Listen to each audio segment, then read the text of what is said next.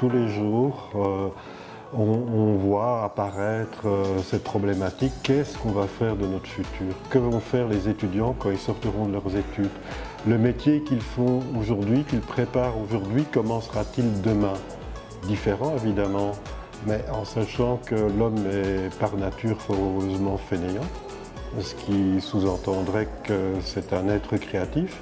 Il pourrait donc s'imaginer confier les tâches les plus laborieuses, les plus complexes à quelques robots. S'il s'agit de réels robots qui ont été programmés par nos élèves d'informatique, robots qui ont été préparés par les électromécaniciens des aumôniers du travail, robots qui ont été customisés par les élèves d'infographie avec des imprimantes 3D, avec des habillages papier, avec une réflexion aussi de scénographie, de scénario original.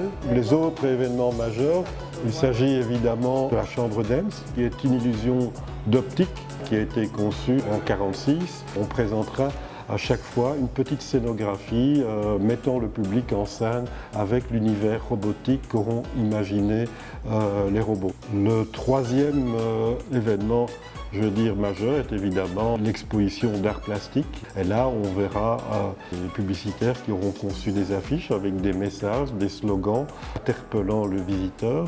Ensuite, une pièce de théâtre complètement écrite, réalisée évidemment avec le soutien de professeurs, mais par les élèves, par rapport finalement à cette quatrième révolution industrielle que nous vivons aujourd'hui. Donc la conférence évidemment présentée par M. Philippe Givron, qui elle évidemment la conférence débat, qui va nous permettre de voir, envisager comment perçoit-on ce futur.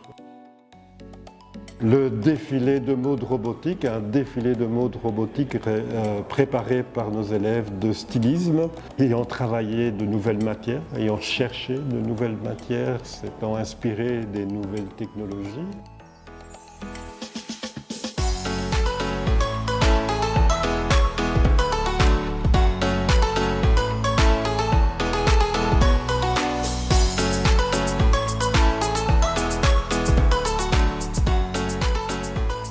Alors premièrement, ce projet nous a apporté beaucoup plus d'autonomie parce que justement on a travaillé avec différentes options. On a dû nous-mêmes faire des petites réunions pour voir qu'est-ce qu'on pouvait faire, qu'est-ce qu'on pouvait apporter sur les différents projets. Ici, quand je commence à voir les affiches qui sont affichées dans le hall de la gare, etc., ouais, on commence à être fiers de nous.